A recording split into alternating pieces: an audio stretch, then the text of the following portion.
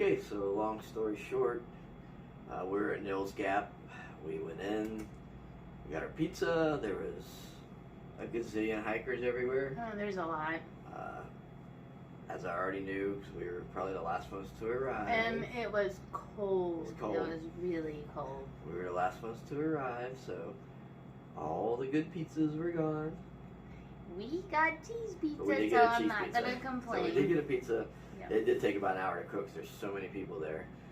There's no place inside. There's so many, so we had to sit outside, and it was bitterly cold. As we came off of Blood Mountain, Inchworm struggled mightily down the backside of it. It was rock scramble straight down. Yeah.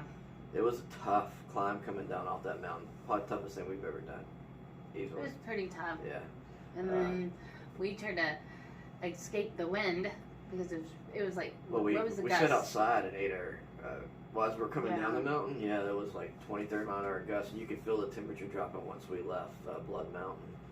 And then we had to wait. We had to periodically switch places. One of us sitting outside guarding our gear. The other person's inside waiting on the pizza. But we went ahead and bought a stove, fuel canister. We got all our resupplies to take us into Helen. Had to get a belt because my pants were falling off. And we sat outside and ate our pizza as soon as it got there, and it was cold. There was people in sleeping bags really laying outside. cold. Yeah. And there was just so many people. They were over. They said they've never seen it this crowded Right. ever. So Yeah. the bubble is happening. Bubbles happening for sure. So then we took refuge. I said, once we got our resupply box and got all our stuff to resupply with, we went over by the closed bathrooms and found just a little nook where there was just a little bit of wind versus the heavy wind that we were subject to at the store. Yeah. We sat there and I found a plug to charge, and we were going through our stuff, repackaging everything, and our hearts were already set. Hey, we're heading out, even though the forecast was, what forecast you see down in town at the mountains is always, you can take 10 to 15 degrees off of it, but the winds were forecast to be up to 50 miles an hour last night and today, with temperatures today in the upper 40s here. So we're in Dahlonega again. We'll explain that in a second. But up there, it would have, with the wind chill, just during the day would have been in the 30s, and at night would have been into the teens. And it would have been brutal. So I can imagine what it's like up there, 4,000, 3,500 foot of elevation. So, but we were luckily sitting there, and a lady comes by, and she comes back by, and I'll go over to plug my stuff in, and what'd she say to you? She's like, do y'all need a ride into town? Because she was shuttling people who wanted rides.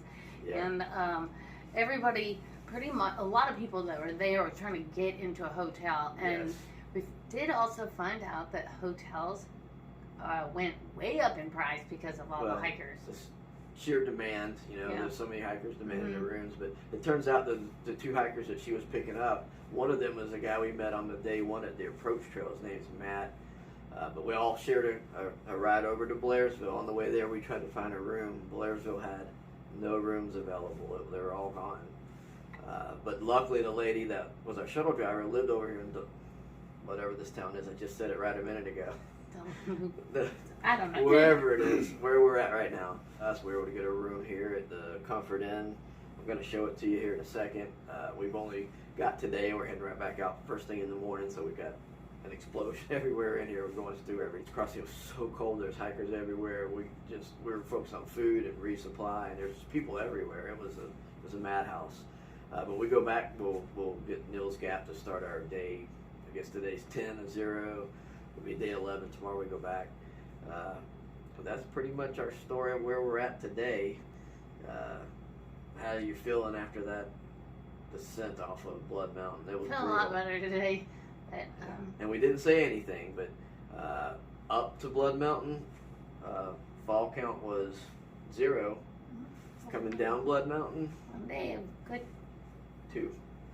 One of the, it's not necessarily funny, but one of the crazier falls was, first there's a lot of day hikers too, so she tried to step out of the day hiker Nothing way. here is funny.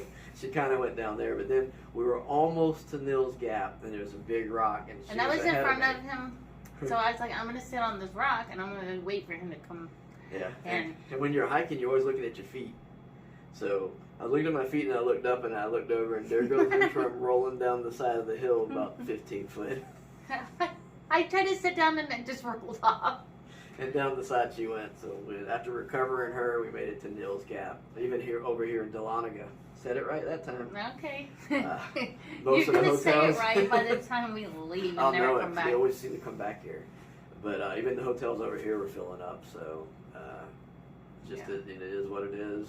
If we don't listen to ourselves and take care of ourselves and don't push too hard, we won't be a tomorrow. So we can make this up. I'm pretty sure. So I hope so.